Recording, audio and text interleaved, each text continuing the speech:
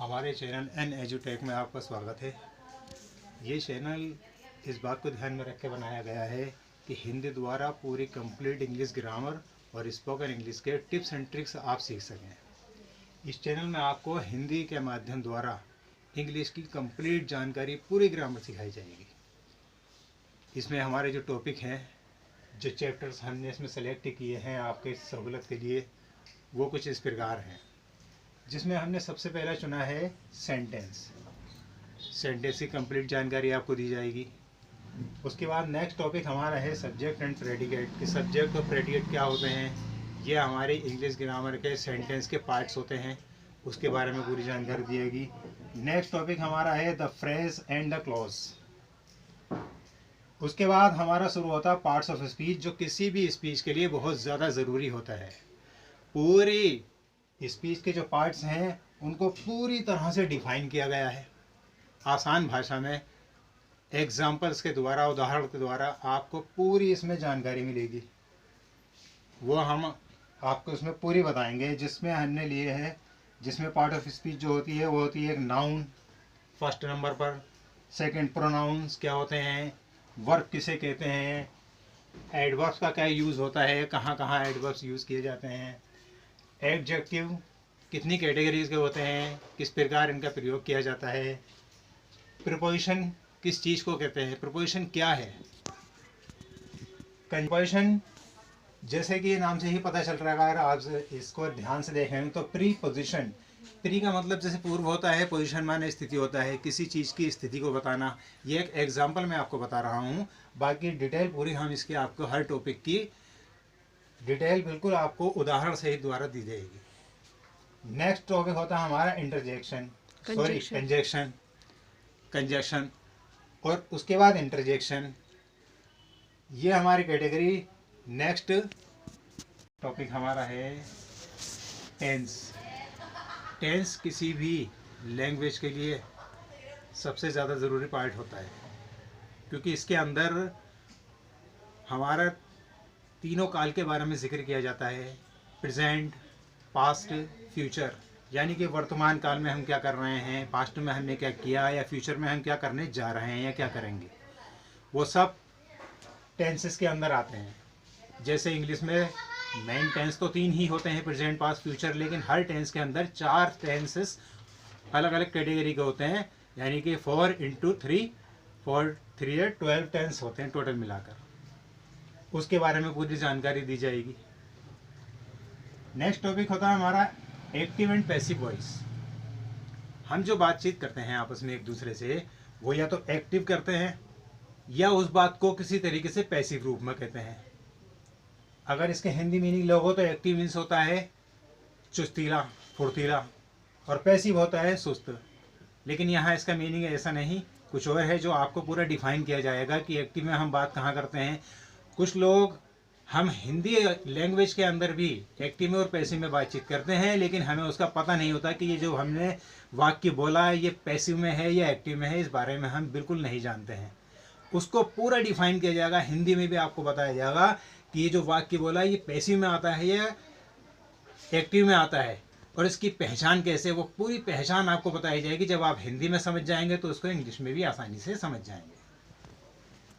Next topic हमारा होता है डायरेक्ट एंड इनडायरेक्ट स्पीच। अब ये डायरेक्ट और इनडायरेक्ट स्पीच क्या होती है। डायरेक्ट इनडायरेक्ट स्पीच यानी कि इसको एक नाम और है इसका, जिसको नरेशन बोलते हैं। मोस्टली आपने टीवी पर किसी तरीके के न्यूज़ देखते होंगे, समाचार देखे होंगे, तो उसमें 3 तरह के लोग हमेशा मौजूद होते हैं समाचार में। एक एंकर होता है जो स्पीच देता है, जो स्क्रिप्ट राइटर जो स्क्रिप्ट पढ़ रहा है उसको, एक तो वो व्यक्ति होता है जो पढ़ने वाला होता है, एक सामने दर्शक यानी कि हम जो उस समाचारों को सुनते हैं वो होते हैं, और तीसरे जिनके बारे में वो बात कही जा रही है। तो इसलिए डायरेक्ट और इनडायरेक्ट के अंदर 3 लोगों का पाना ज़रूरी होता है। एक स्पीच कहने वाला, एक उसको सामने सुनने वाला, और एक जिसके बारे में बात करी जा रही है। इसको डायरेक्ट इनडायरेक्ट के अंदर लाया जाता है।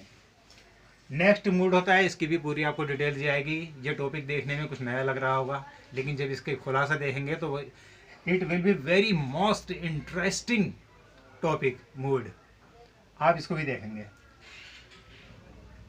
अगला टॉपिक हमारा है इन्फिनेटिव, पार्टिसिपल और जीरेंड।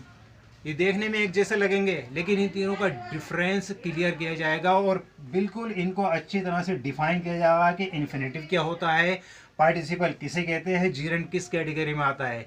आपको पार्टिसिपल और जीरेंड एक जैसे लगेंगे जब आप इसको पढ़ेंगे, लेकिन उनका डिफरेंस भी आपको क्लियर कर दिया जाएगा कि इन्फिनेटिव क्या हुआ, पार्टिसिपल किसे कहते हैं और जीरेंड किसे कहते हैं। ये सब आपको क्लियर कर दिया जाएगा। नेक्स्ट टॉपिक हमारा आता है एनालिसिस। जो सेंटेंस होते हैं, वाक्य होते हैं, उनको किस तरीके से एनालिसिस कर दिया जाता है वो सब दिखाया जाएगा। ट्रांसफॉर्मेशन, ट्रांसफॉर्मेशन एक इस तरीके का सेंटेंस होते हैं कि एक सेंटेंस को दूसरे सेंटेंस में इस तरीके से कन्वर्ट करना कि उसका रूप तो बिल्कुल ट्रांसफॉर्म हो जाए यानी बदल जाए, लेकिन मीनिंग में कोई फर्क ना पड़े, उसे ट्रांसफॉर्मेशन किया जाता है। उसके बारे में भी आपको पूरी जानकारी दी जाएगी। और सिंथेसिस, सिंथेसिस में भी होता है। सिंथेसिस भी इससे ही रिलेटेड एक टॉपिक है जिसके अंदर वाक्यों के अदल बदल किया जाता है। फिर आते हैं हम स्पेलिंग रूल्स में। स्पेलिंग्स में हमारी बहुत मिस्टेक्स होती हैं, कुछ एरर्स होती हैं, उसके बारे में पूरा डिफाइन किया जाएगा है कि स्पेलिंग किस तरीके से अपनी इम्प्रूव करें। पंक्चुएशन, जरा सा चिन्ह गलत लगा देने से वाक्य का मीनिंग बिल्कुल बदल जाता है। चिन्ह अगर आपने गलत लगा दिया तो उसका मीनिंग बिल्कुल बदल जाता है, जिसको पंक्चुएशन यानी ठहराव भी कहा जाता है। और चिन्ह लगा लगा के उन वाक्यों का प्रयोग किया जाता है कि कहाँ कौन सा कोमा लगना है, फुल स्टॉप कहाँ लगना है, हाइफन कहाँ लगता है, इस तरीके से उसके अंदर पंक्चुएशन में बताया जाएगा। चिन्हों के बारे में पूरी जानकारी दी जाएगी। क्वेश्चन टैग्स क्या होते हैं, ये भी टॉपिक बहुत इंटरेस्टिंग टॉपिक है, जिसके बारे में आप देखेंगे कि जिस तरीके से हम अपनी हिंदी लैंग्वेज में शॉर्टकट में बातचीत किया करते हैं, उस तरीके से शॉर्टकट में इंग्लिश में भी किस तरीके से शॉर्टकट लैंग्वेज यूज़ की जाती है कि कम शब्दों में अपनी ज़्यादा पूरे वाक्य को, ज़्यादा लंबी बात को कम शब्दों में किस तरीके से बयान किया जाता है। वो क्वेश्चन टैग्स में आप को देखेंगे कि इसमें शॉर्ट क्वेश्चंस कैसे रह सकते हैं।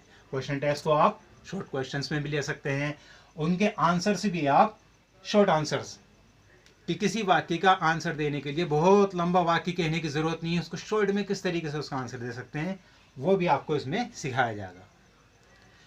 इसके अलावा बाकी स्पोकन इंग्लिश से रिलेटेड कुछ टिप्स एंड ट्रिक्स भी आपको बताए जाएंगे और बीच बीच में हम आपको कुछ उदाहरण भी देंगे, एक्सरसाइजेस भी कराई जाएंगे आपको, जिससे आप प्रैक्टिस कर सकते हैं।